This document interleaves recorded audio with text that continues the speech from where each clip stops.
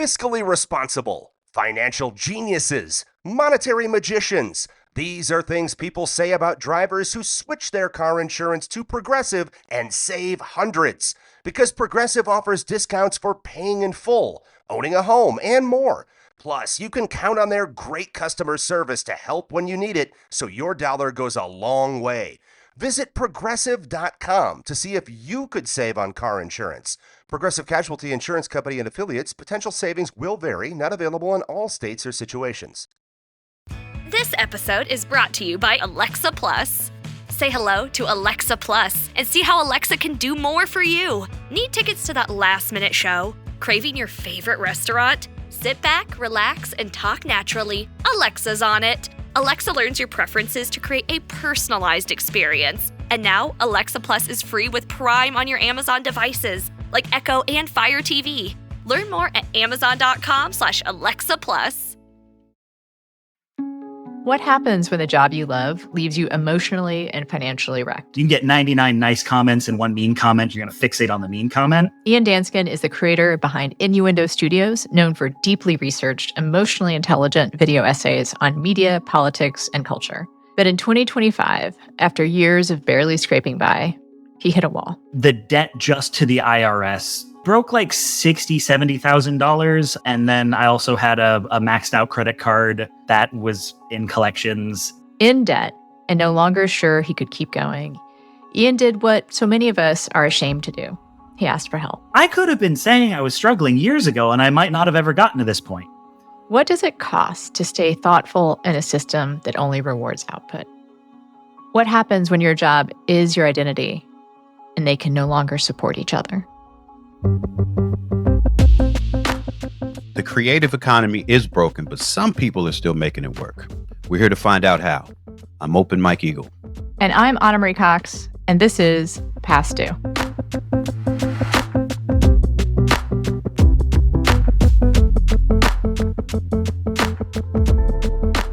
Ian, welcome to the show. Thanks for having me. It's nice to meet you both. Nice to meet you too. Our traditional first question is one that I kind of unfortunately know the answer to. But I will let you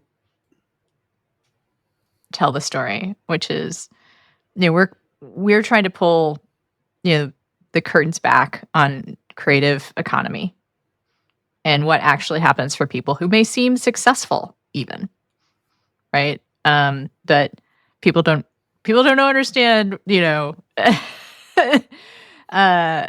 difference between respect and media attention and being able to pay the bills. So, Ian, when's the last time you wondered if you're going to be able to pay your bills that month?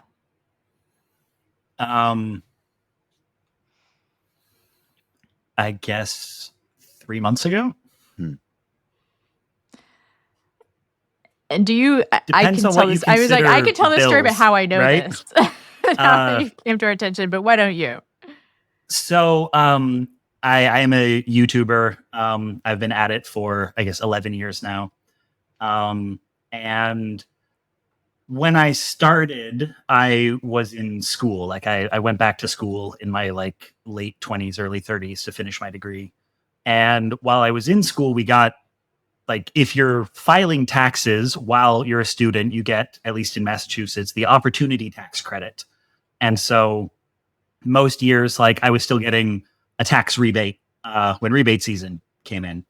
And then my first year after graduating, and I didn't get that, I discovered how when you are a freelancer, you owe not only you owe taxes come tax season, but you owe more than you would owe if you had a boss because they call it freelancer tax, basically self-employment tax. You end up owing 30%, which is more than some of the top earners in the country owe. And so that kind of began this run of a lot of years not being able to pay my entire tax debt and being just a few thousand shy on your taxes. And as I earned more, ending up owing more, and also life getting more expensive as you get older, it ended up being often $5,000 to $7,000 short a year. And then they start charging interest, they start charging fees. And I was on a payment plan, but it's one of those payment plans where well, okay, this is never actually going to pay anything off, but it keeps them from sending you into collections that you're on a plan at all. And so, yeah, it ultimately, like, the debt just to the IRS broke like $60,000-$70,000. And then I also had a maxed out credit card that was in collections that had like floated me through some stretches where I wasn't quite covering my monthly expenses. There had been a couple of times where loved ones had bailed me out that I was trying to pay them back as well. And then, yeah, it kind of hit a breaking point where like the stress of, oh, okay, am I going to be able to afford my rent, which, has happened many times for me. But I kind of hit a point where I realized that like, I don't see what the path to long-term sustainability here is. And it is putting enough strain on me and my family that I need to like seriously consider quitting. And so like I made an announcement that I was putting the channel on hiatus and that I was going to like call a temp agency on Monday. And I'd been planning like a big crowdfunding relaunch and GoFundMe to like see if I could raise some of the money. And I announced that, like, I kind of scrapped the whole idea for like a big fundraiser, live stream, whatever. But I was like, here's a link to the GoFundMe below the announcement video if anyone wants to help. And then I was very fortunate. People actually came out in force and have now given me enough to get out of debt, which is wild. So I can keep going, but I realize I answered your question like 8 sentences ago. I mean, that's how you came to my attention, because I consumed your videos for a long time, and you are Innuendo Studios. Yeah, like, my channel's called Innuendo Studios. My name is Ian Danskin. Yeah, I realize I buried the lead on that one. we'll get that up at the top of the show. How many subscribers do you have on YouTube? 530,000. That's a good amount, and some of your videos have million views, right? Like you had some stuff kind of go viral because you did videos that were kind of alt-right explainers and very relevant to a lot of politics, to the kind of people who like to watch long-form YouTube videos like myself. And what was amazing about your video that was like, I can't do this anymore. There was a beautiful outpouring of support, which covered your debts in a little bit more, which I don't know if people understand. Like, we'll say the numbers, actually. So you owed like almost 100. Was that it? In the video, I said, yeah, like everything pushing 6 figures. Yeah. The amount that I put on the GoFundMe was around 87K, because some of the numbers I'm disputing. I got an audit a few years ago that had an incorrect amount they thought I owed, and I thought it was taken care of. And in trying to settle this debt up, I discovered that it hadn't been taken care of. And so I need to like dispute one of the numbers. So that was kind of my estimate of, I think if I successfully dispute, this is the total amount that I owe. But yeah, that was 87 and change. And then you raised 155,000. So that's an amazing amount. Yeah. The thing that it makes me, so many thoughts. One thing I'll say, there was someone who commented, and it actually kind of enraged me. They meant well. Someone who said, like, I use your videos in teaching all the time. And I was like, I'm not mad at that specific person necessarily, but talk about like uncompensated labor. Like,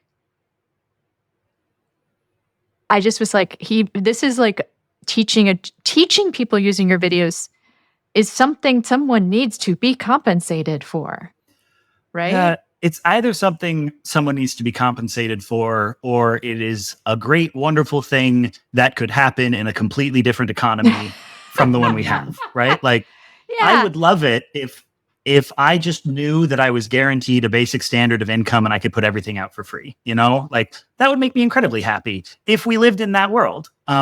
We don't. And so the fact that like educators are treating me as a free resource is like one of those things that I'm like, I love that, but also, man, I wish I could pay the landlord with that. Textbooks aren't free, man. Like, I don't know. Okay, Mike, like you Pop in. I mean, I have Pop so off. many thoughts as well. I mean, so much of this resonates with me for so many different reasons. You know, I've been making money as an independent musician for the last 15 years, and the tax thing is becoming a huge problem for me as well. That every year or every quarter, however often you're supposed to do this, it's like the way the system is set up, it's like I'm supposed to have this giant chunk of money left over, that is typically not there. So I end up on these payment plans, and sometimes, like, I'll pay a big chunk and then it's not shown and what I paid, and then like there's still but like it and I used to be married, so we used to file jointly, and it has all been such a mess, that it's like, wow, it seems like that's an area of just society, of life, of the way our government works, that needs to be cleaned up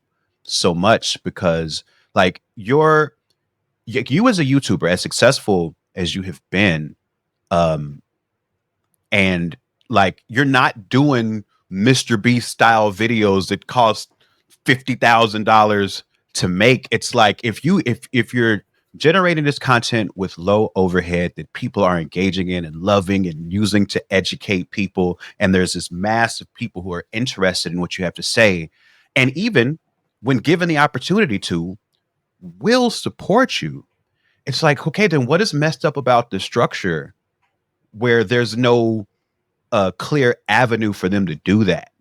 I wonder if it's got you thinking about systems in that way at all, in terms of like what you want to do going forward. I mean, I'm always thinking about systems, right? Explaining them is kind of the job I've made for myself. Well, right now, regarding going forward, like I'm on sabbatical right now. One of the things that, and this is like really wonderful that a lot of people said this, is it was like a recurring theme both on my Patreon and in the GoFundMe donations, was people saying like, please consider this a thank you for work already done, not like a request to continue working. If this is something that has actually burned you out, please don't feel obligated to keep going. Which also is like legally beneficial, because GoFundMe is like, if it is just a donation and you're not promising anything in return, then it is gifts and it is not taxed. But if you agree to keep working because of the GoFundMe, now it is considered income and you will owe taxes on all that money. So like I'm taking a break right now and trying to decide, like, am I still a YouTuber? If I am still a YouTuber, what kind of YouTuber am I? And I don't have an exact answer to that. Like I know what my questions I'm trying to answer during this time are, which is in a big part, like, is how transparent about my financials can or should I be with my audience? Because it is clear a lot of people would have turned out if they'd known the degree to which I was struggling.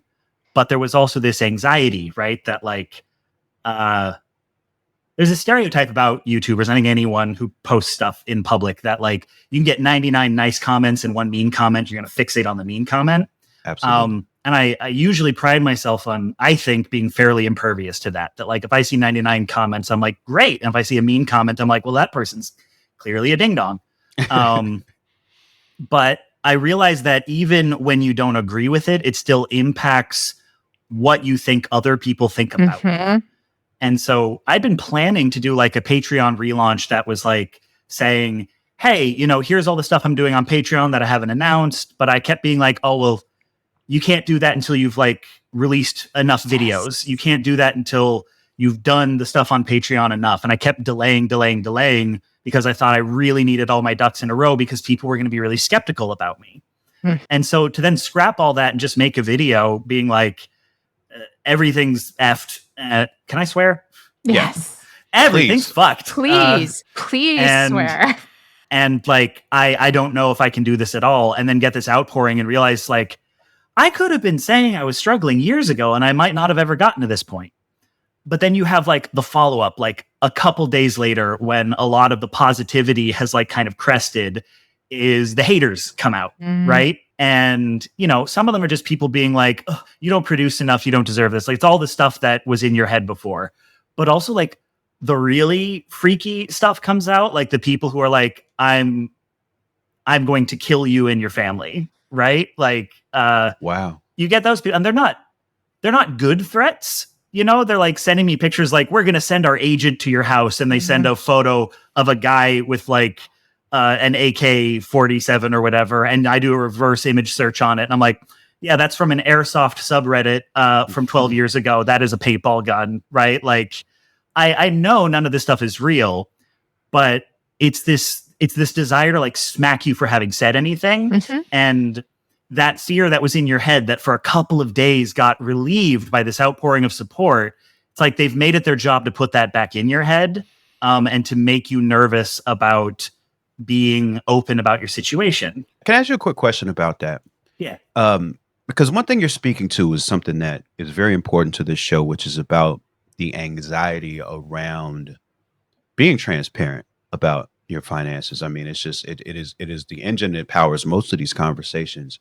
And from the position you're in, and of course you aren't able to sit and psychoanalyze all of these people who are saying all these negative things, but I'm curious, do you feel like the anger or the negativity that's being directed at you, is it more from I am like they're sitting there, I am mad that you have made me think about your finances, or I am mad that you spoke about your finances and people helped you?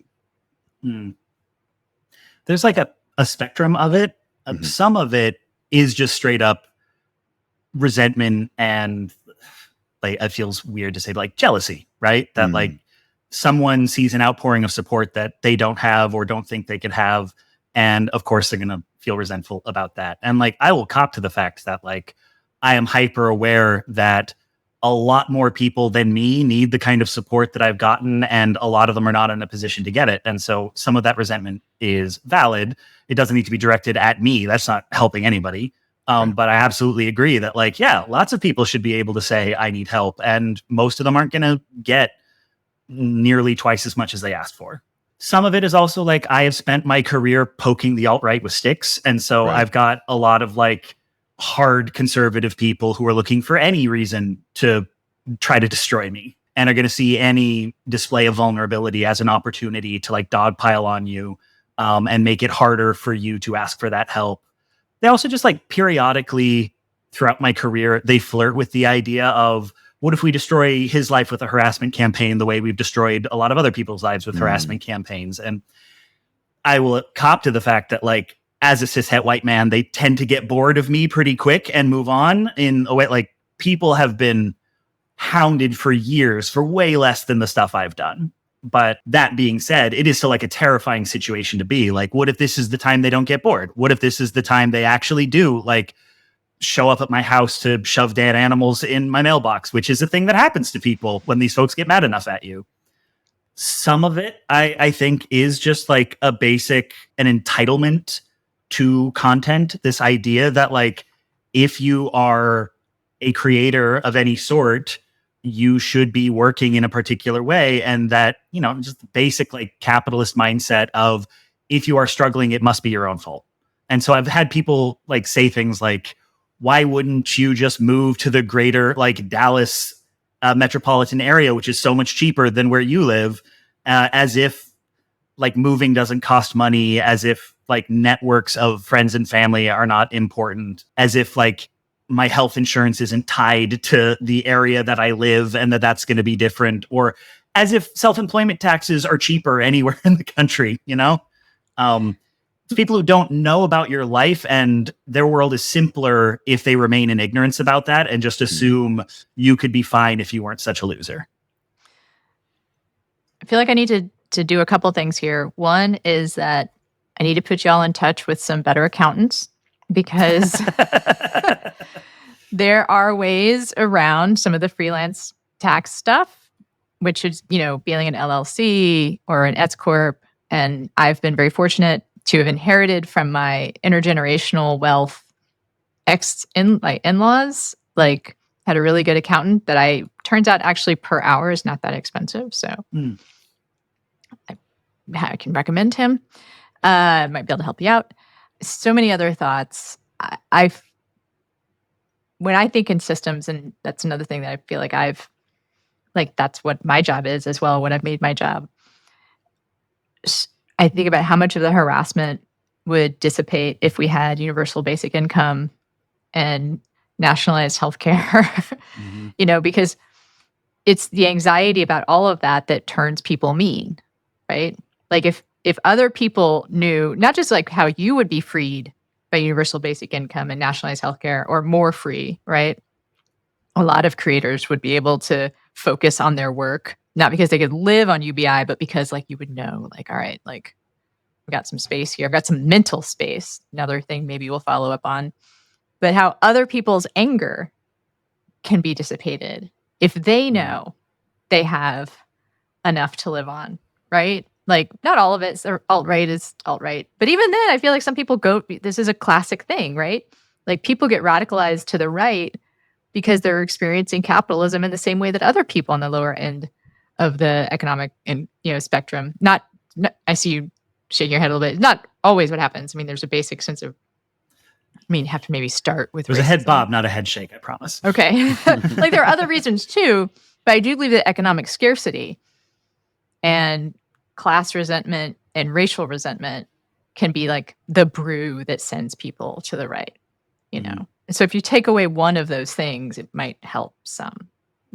Yeah, always. I mean, like, it's why we talk about like intersectionality, right? Is like the way that people struggle on the axis of class, they are able to attribute the other resentments they have to that, right? It's like, oh, I'm broke, let me blame immigrants for it, as opposed to blame the systems. And it's not like that resentment of immigrants magically goes away without it, but they all feed into each other and amplify each other. And so anytime you take away one source of fire, the other fires like have less to feed on. That's how fire works. Fire burns other fire, right? It's a brilliant metaphor. You see why I make my living off of this. We've got a whole lot of fire. Like, we just did an interview where fire was like a good thing. So, but we contain multitudes.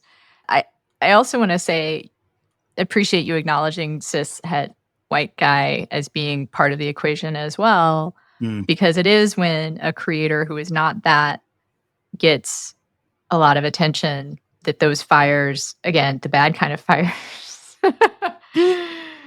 can get turned up super high, right? Because the resentment, someone being rewarded for doing what they love, I think makes some people very, very angry. Yeah, people want you to suffer for your art, or at least suffer for the content that they consume. I think they also want you to be scared like they are. Scared to put yourself out there in a way that they might feel, and they can sometimes be resentful of people who fight through that anxiety and make something. Yeah. But here I want to get to the burnout question and the demand for content question, which I struggle with a lot because I've just had to come to terms with, like, I'm not a newsletter person. I mean, I have one. Everyone should subscribe. But I am not someone that's going to just easily churn out 3 newsletters a week, right? Like, that's just not that kind of writer. And I feel like in newsletter world, which is kind of where I live, well, journalism world, I don't want to live in newsletter world. What's becoming the norm is having a newsletter and just like boom, boom, boom, boom. And it makes it harder for me to do good work if that's what I'm thinking I need to do. Yeah. I'm not even doing the work to get burned out. Does that make sense? Like, yeah. I feel like I'm not even producing enough to say that I'm burned out because I'm not producing, but it's thinking about having to produce almost. It's the mental sort of the expectation too, right? The expectation that you'll have to produce at such a quantity that you don't really feel comfortable at. Yeah, it is. I every once in a while like try to remember that when I was getting started, I was maintaining a monthly schedule. I was putting out a video every month, and I've spent a lot of like my latter career where stuff has been a lot less frequent. It's kind of been like when it's done, and sometimes that means it's 4 or 5 videos a year. And I think back to like, wow, I started out, I maintained a monthly schedule, and I was freelancing, and I was a part-time student. What happened? But then I asked myself, like, well, is there any amount someone could pay you to live the life you were living at that time? I was like, oh my God, no. No, I was so fried. And that's a big part of why the pace is slower now is like, it's not so much that the workload now is intense, but because you've only ever partially recovered from when you were actually maintaining that, because, you know, you never really gave yourself the space to fully recover. And I remember there's this game designer who wrote this thing about burnout a long time ago. It's funny because it's John Blow, who, like, we don't like John Blow anymore. He said a lot of messed up stuff, but he wrote this thing about burnout a long time ago, and he was saying how, like, your body knows what happens when you apply yourself fully. And so it resists. It, like, refuses to let you work at peak capacity, because the last time you worked at peak capacity, you tried to stay there longer than was healthy. Oh my God. I have to read this. Yeah, I'll see if I can dig it up. And so, like, that feeling of, like, you know, like, I didn't put out a video for over a year a while ago because I hurt my back, like, which is partly a mix of bad genetics and sitting at a desk all day. Like, it's literally like I injured my back by sitting. But then it meant, like, I couldn't sit at a desk for the better part of a year. And some of that is like the hens coming home to roost after years of just moving stuff really hard. And now it's like, well, now I can't sit at a desk for hours and hours because I have to meet with, like, a physical therapist multiple times a week. I have to get up and move my body every so often. Like, I can't keep living the way, aside from the fact that I'm not 29 anymore, is the fact that, like, the body I have now takes more work, and the body I have now is partly the result of not having taken better care of it in the past. You know, you're touching on something really interesting to me right now. It's like the psychology of productivity, and how when you're aiming at productivity, it's usually at a sacrifice for either mental or physical health to some degree. And one thing that really jumped out at me in the video you posted was that you started it off by saying that in most cases, when you get to the end of the month, your bank account is positive. But when you're paying attention to your debt, it's like, oh, this positive, like, this is not even real. This money that's here is not even mine. Like, I don't even have any. And I'm like, to me, that's sort of reflective of that productivity mindset too. Because when you're just taking it all moment by moment, you're taking it all month by month. It's like, okay, well, looks like got some money this month. I'll just keep going and doing the same thing over and over again. Can you talk a little bit about the shift from looking at your situation month to month to, like, looking at it more holistically? Like, what is actually going on here? Yeah, it's really good. I'm actually mad I didn't think of that connection about the, like, are your monthly expenses covered psychologically versus what is your accumulated psychological debt? Yeah, I mean, some of it was just the realities of getting older and needing to think more long-term about things, like not wanting to, like, live in co-ops anymore. Not that, like, I didn't like that time of my life, but, like, I actually want to, like, settle down. I want to have a home with my wife. I want to have cats. I want to have kids at some point. And having to, like, think in those more long-term senses, and also, like, just the cost of being a person going up, both because, like, yes, your life gets more expensive when you decide you want to live in, like, a 2-bedroom instead of split a 6-bedroom, but also your life gets more expensive when you actually, like, you're not just rolling the dice on being uninsured, or right, when you hurt your back and your insurance doesn't cover most of it, things like that, right? Or when just the economy gets worse and your Patreon numbers don't cover as much as they used to. So there's a lot of things that sort of, there's a mindset I had in my 20s when I was, like, genuinely, like, shit broke for most of my 20s, like actively living below the poverty line for most of my 20s, where you are just kind of like, can I get through the next few weeks? And as you get a little more stability and realize, like, oh, wow, I need to think more. I need to make sure I don't end up in this place again. What are the safeguards that I can put down to try to secure that? And that is things like, you know, the year I hurt my back, I was on a cheaper health plan, but it was a deductible plan instead of a copay plan. And in the end, like, they had so many tricks that even though I had a medical emergency, I never actually hit the deductible, because they're like, oh, 4 months of PT, well, only 60% of that goes towards your deductible. And so 4 months of PT, I still didn't get close to it. And all these other things. And so you're like, okay, I need to spend more monthly to make sure I'm on the plan that actually covers things. But again, like at my income level, they're not accounting for the fact that I pay twice as much in taxes as someone else at that income level. So they're like, okay, it's $450 a month. And I'm like, nah, if I had a job, that'd be covered by my employer, but that's not an expense I can save on. I can't be like scrimping on that one because it will bite me further down the line. So yeah, like life just kind of compels you to like think farther and farther out the older you get. In some ways, ignorance is bliss. Like when you're in your 20s, like you think you both have inexhaustible energy and you're only thinking that month ahead, right? And I'll say, as an alcoholic, active alcoholic through my 20s and 30s, like I honestly was like, I'm going to die before I need retirement. Like that sounds grim, but I've been in recovery long enough that it's actually kind of like to the extent I thought about retirement, it was like, oh, I'll be dead. Like there's no way I'm going to survive living like this. But there was like a beauty almost to like just being like, I'll work my body to death. I'll punish it with all this, for me, like other ways I punish it. And I'm just not going to think about the future. So living under the poverty line, you know, for a while, like, all right, you know, I mean, I'll just do it. And then as you get older, I mean, there's the family and the pets and all of that. And then there is just like, oh, my horizons have broadened.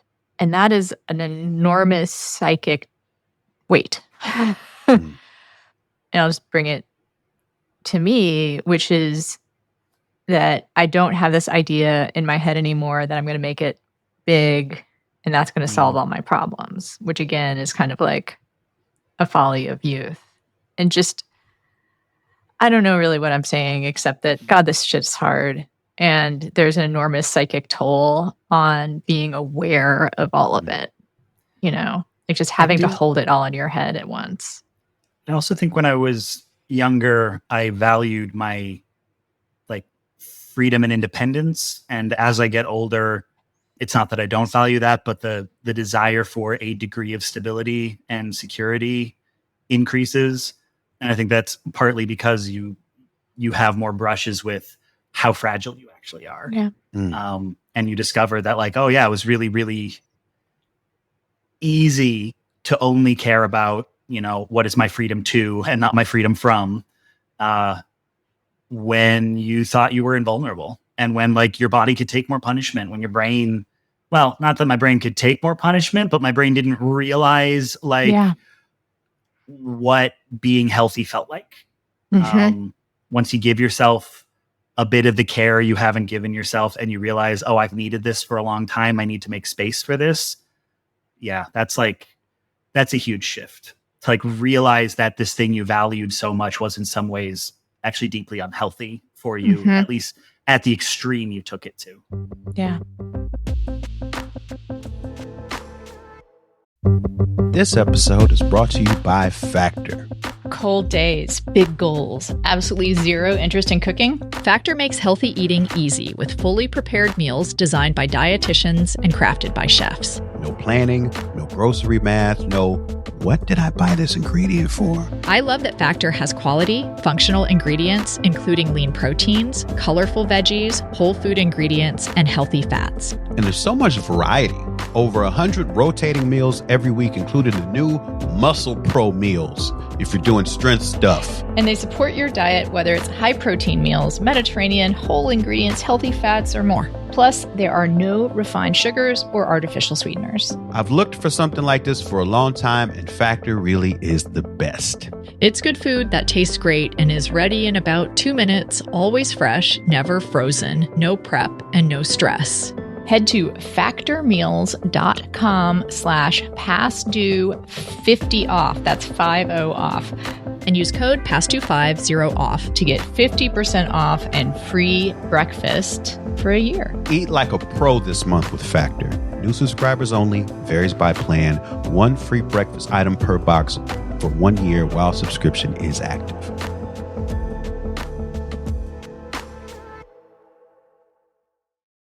Ninja One understands that IT teams today are stretched thin, trying to manage too many disconnected tools. So they built a platform that brings them all together.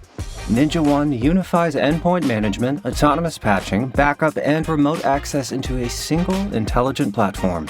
That means fewer tools, lower costs, higher efficiency, and a team that has the bandwidth and confidence to stay ahead. Unify IT to simplify work with Ninja One. Learn more at ninjaone.com. Adobe Acrobat Studio, your team's home base. Collaborate within a shared PDF space. You've got your docs, your plans, your specs, and then invite the crew to build what's next. They talk up the teamwork. Here's an updated render. They think that this design could be a contender. And when somebody wonders what's the next step, AI helps you finish the rest. Bolts are tight, now your plan's refined. Run a smoother business when you're all aligned. Do that with Acrobat. Learn more at adobe.com/do-that-with-Acrobat. By the time I hit my 50s, I'd learned a few things, like how family is precious. Work can always wait. And 99% of people over 50 already have the virus that causes shingles. Not everyone at risk will develop it, but I did. The painful, blistering rash disrupted my life for weeks. Don't learn about your shingles risk the hard way. Talk to your doctor or pharmacist today. Sponsored by GSK. Good news, there's more of our conversation with Ian at patreon.com/pastdue. Each week, the bonus edition of the podcast is filled with more stories, more lessons, and sometimes our most unfiltered oversharing. Plus, by subscribing to our Patreon, it's a great way to support the show, get early access to ad-free episodes, and joining a community of like-minded creatives trying to make it happen. Check out patreon.com/pastdue. And now, back to Ian. Anna brought up this, this idea, this belief that a lot of us have as creators that,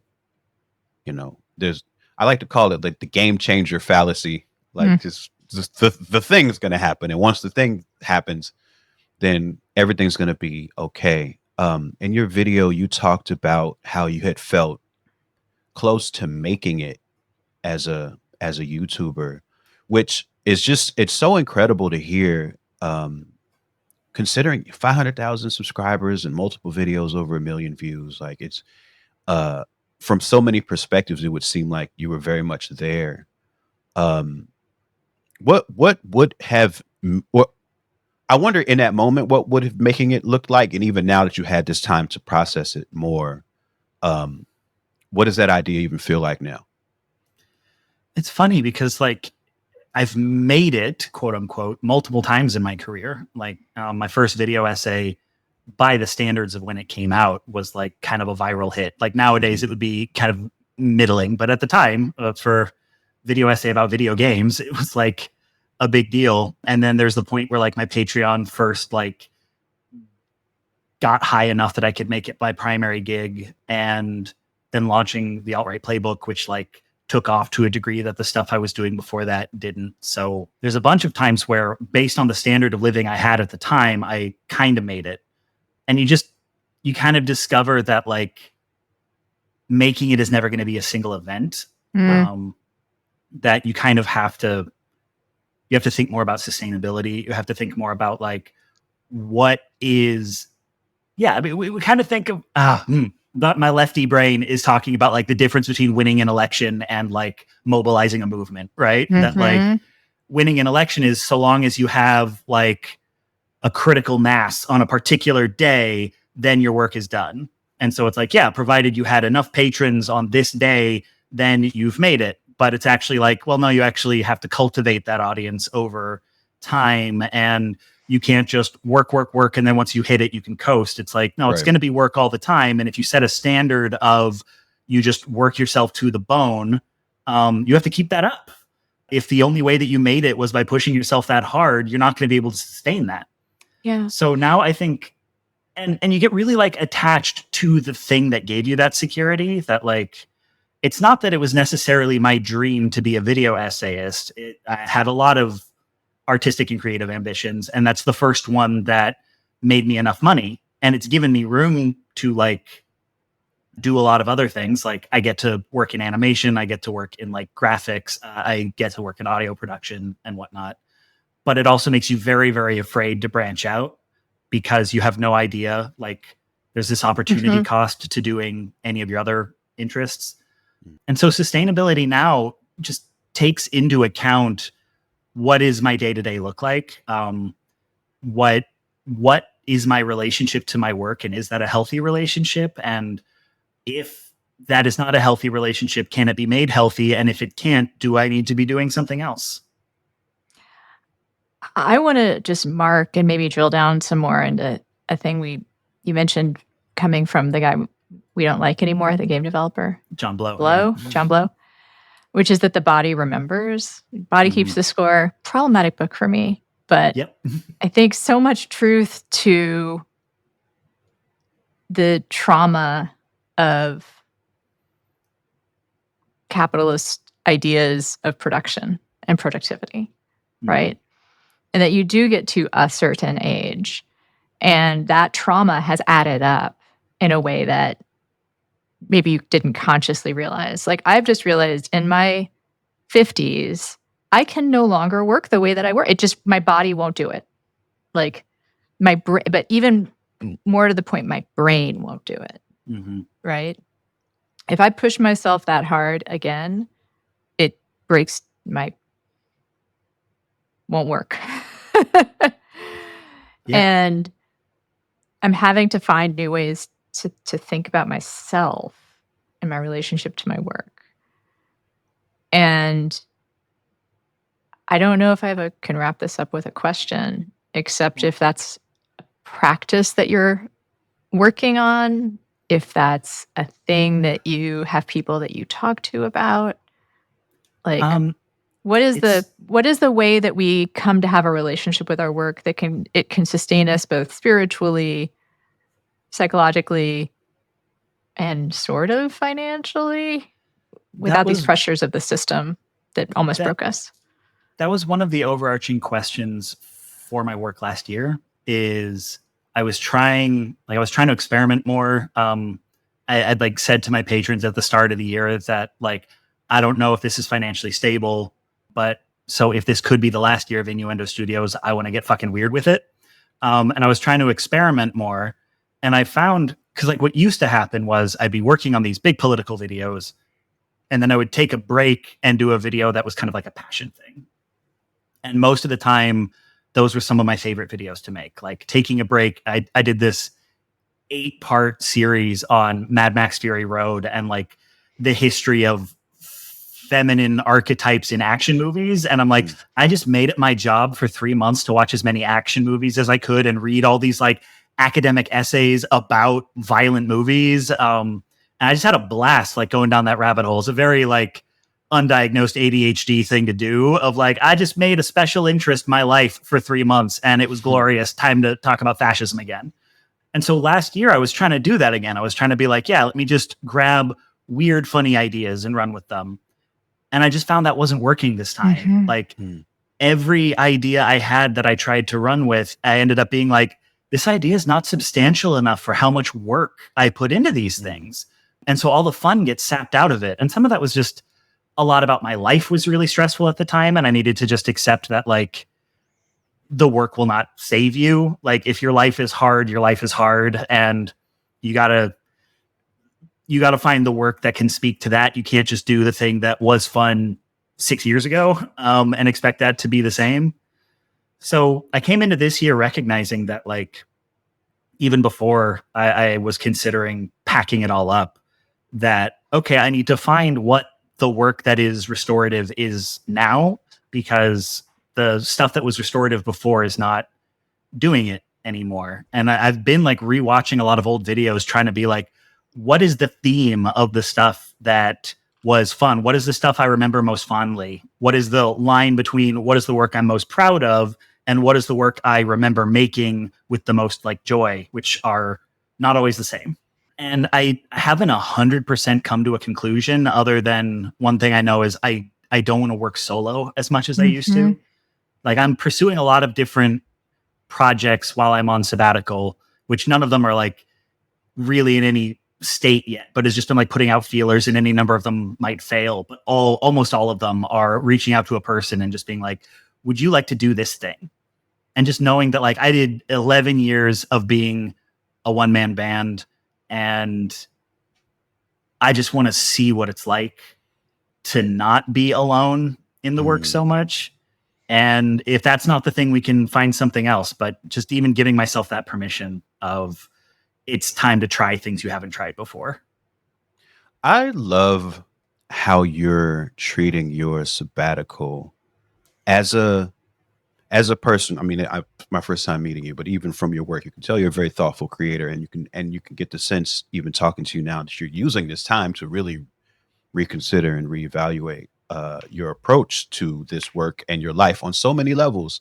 Another one of the questions you brought up earlier in terms of the things you're asking yourself during this sabbatical is the reality of the difficulty of your life as a creator, and how much you want to be transparent about that with the people who consume your work. And I just wonder, to whatever degree you can, like, how far have you gotten in thinking about that? Like, where are you landing these days on how transparent you should be with the people who consume your work about how hard it is to be in a position you're in? Kind of the furthest I've gotten is I just know I need to do it more. There's a lot of ways that can look. There's a lot of discussion, especially in like the YouTube space or like the creator economy, whatever, of like parasocial relationships, about the way that like it can be unhealthy on both sides. Like it can be very exploitative to be too vulnerable, too open about yourself, letting people think they really, really know you, especially when they are people who pay you money, because that can get people to like make financial decisions that are not great for them because they feel like they're bailing out a friend, when it's like, I don't even know that person's name. But I also know like enough people who have gotten so emotionally invested in their own audience that they kind of replace their social circle with their audience. And so I've spent a lot of my career, especially because like my first video was about how internet fame can like ruin your brain, kind of like keeping my audience at a very respectful distance, like making it clear that like I admire you, you admire me, but I'm keeping a lot of myself to myself, and I hope you can respect that distance. And it's been fairly good. I think I've cultivated a fairly healthy audience. But I'm coming to the realization that like there have to be ways to be more open, more vulnerable, that are healthy and not exploitative. That like I was so worried about the bad version of it that I just kind of dropped all of it.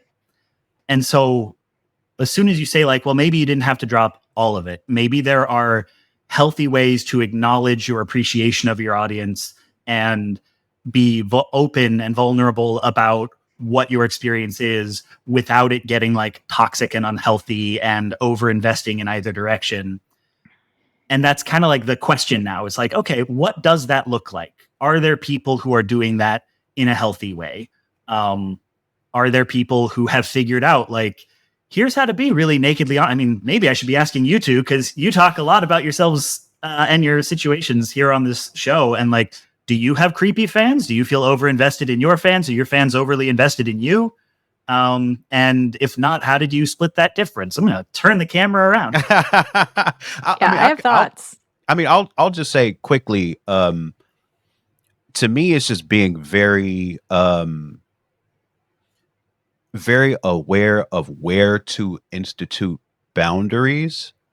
And honestly, the reason I even ask you is because it's a problem that I'm very much still chewing on. Like, to me, there's just levels of access to myself that I give different communities that I have, like people who are a fan of my music, people who watch my YouTube, and then I have, a Patreon and a Discord where those people probably get the most of me. But then there's still always this question of, okay, if I'm having a really shitty day, should I go in the shitty day thread on my Discord and say something about it? Because it's like, I don't necessarily want to commandeer that space for myself, because I feel like it's so important for these people who are always in this constant state of getting to know each other and building a community. Like, it feels important for for that to be able to develop outside of me. But I do find myself in need of a space like that. And so these are the questions that I end up asking myself a lot as we're all on this journey. Yes. So many thoughts. Whole separate episode. I will note that I think this is a question for both of you that's complicated by notions of masculinity and vulnerability and being able to make a living and support yourself. Right. So that's one thing. And so expectations of me are different than expectations of you. Expectations of me as a straight white woman who dates men, that's or historically what people know about me is that I'm in relationships with men. Right. So expectations are different. The other thing I'll say is that historically, I have been able to perform vulnerability pretty well. Now, am I actually being vulnerable? I don't know. Sometimes I don't know. And then around money, I have a lot of childhood trauma around abandonment and finances, right? About suddenly finding my mom and I not supported, right? And a lot of, speaking of men, I attach a lot of my value to men in my life, right? And just as far as capitalism notions of productivity go, I do feel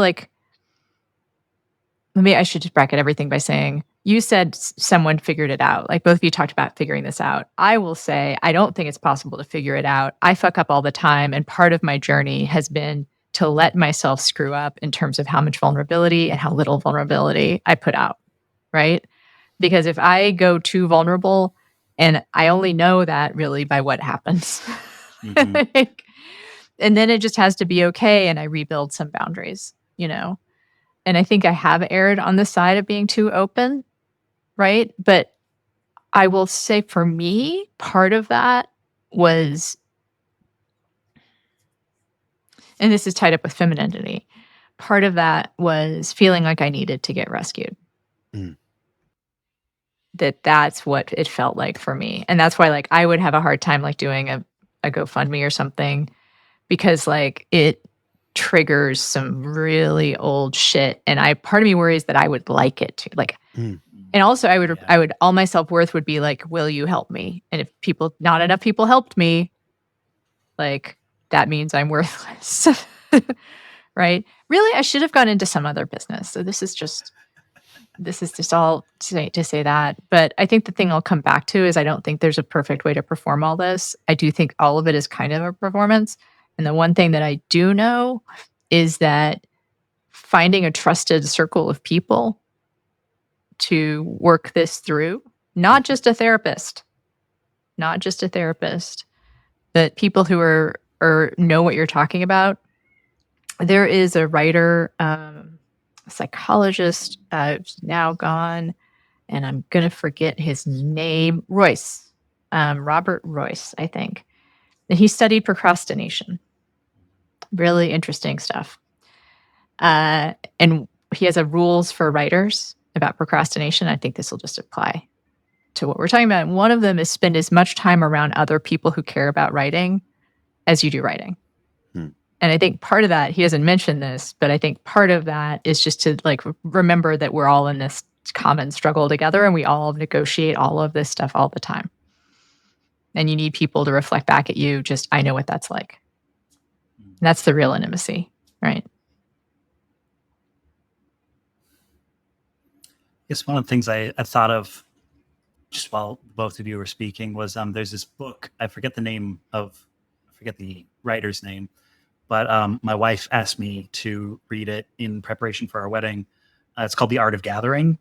And one of the things it talks about is, I should admit for her benefit, if she listens to this, that I didn't end up getting through the whole thing, but she told me which chapters were most important. And I appreciate that. Thank you, sweetie. Is that one of the major themes about it is that if you are running an event of some sort and you're inviting people there, that means you have power in that space, and that the important thing is not to be really hands off with that power, but it's to use that power for the benefit of the entire community. That like, if there is the example she used is that if there was this one wedding she was helping people plan where they had made this rule of all the couples were going to sit at different tables. It was meant to like split it up so that people would actually get to know other members of their community. And then she mentions that like this one woman went back to her husband at a different table and was sitting in his lap and saying that like, now, if you don't want to be like unhealthy, if you want to be like a cool host, you're going to let that slide. But it also means that like the general communal benefit of breaking up the couple so that people actually get to know each other. Like now these two people are focused on each other and the entire table is no longer able to interact with them. That actually like exercising that power and saying like, no, you actually need to go sit back at your own seat. Like it may feel mean in that moment, but it is actually for the benefit of the entire community. And just thinking about that in the context of like, how do you relate to an audience in a healthy way is, I think, acknowledging that you are not equals, that one of you has a lot more authoritative power, but that power, you see that as a responsibility that actually has to be used for the benefit of not just yourself, but of everyone. I don't 100% know what implementing that looks like, but that does seem like a necessary axiom going into it is like, no, this is not a democracy per se, but that doesn't mean it is, that doesn't mean I am only here for myself. And it doesn't mean that I am beholden to the audience.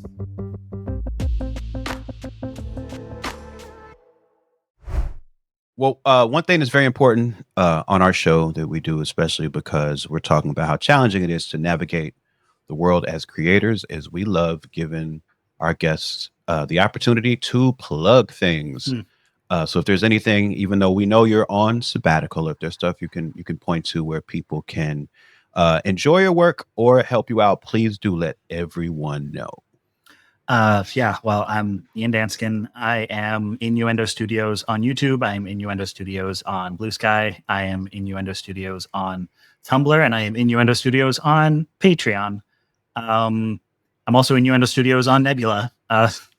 So those are all ways to support. I will say that I have a bunch of funky little projects I do on Patreon, like just little things like I do a monthly playlist of here are songs that I found this month, or like here are books that I'm reading, things like that. And it's the first of the month, so I'm going to be posting this month's later today.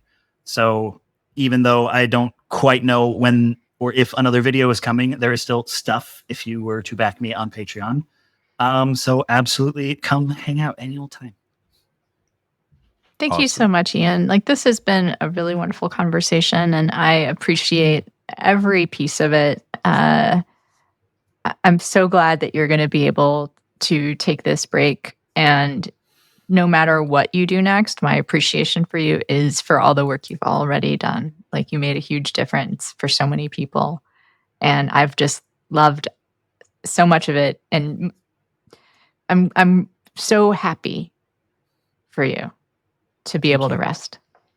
And I just want to say thank you for making a video that was such a departure from what you usually do. And because we as creators, we understand how difficult that is just in itself, let alone to be opening the door to your life and the challenges of being a creator financially. So I just really appreciate you making that, because it opens the door for us to have conversations like these that are so helpful for us and helpful for everybody who can hear it. So just wanted to thank you for that. Thank you, both of you. I'm terrible at taking compliments, but I appreciate you both very much. All right. I hope you get lots of practice. I hope you get lots of practice at that compliments thing. It would be helpful if people would parcel it out. I feel like I get these sudden bursts of appreciation. And now it's time for plugs. Mike isn't here to do his because he is on tour supporting his new album, Neighborhood Gods Unlimited, which is available for download at anywhere.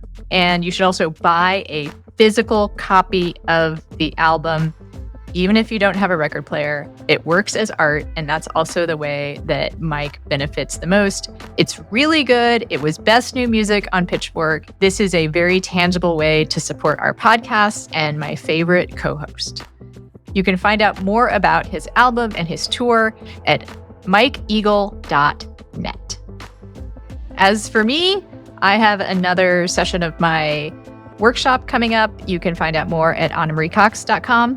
And then there's the other podcast, Space the Nation, and I have a newsletter. And you can subscribe at newsletter.annamariecox.com. We are on Patreon at patreon.com/pastdue, and you get bonus content there and also join our Discord. And then next week on the show, we have Jody Avergand from the 538 podcast and 30 for 30. He's a numbers guy, which is maybe why he's been able to make it work podcasting in this environment. He'll talk to us about what it's like to put together your own independent career after you've left the safety and security of a corporate behemoth. The apparent safety and security.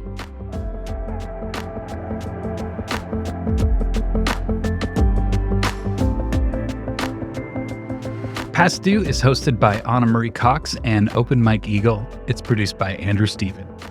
You can find more at pastduepodcast.com. Help support the show by joining our Patreon at patreon.com/pastdue. You'll get bonus content, extended interviews, and more. As always, if you like what we're doing, another way to help is by subscribing, sharing the show, and leaving us a review. Thanks for listening.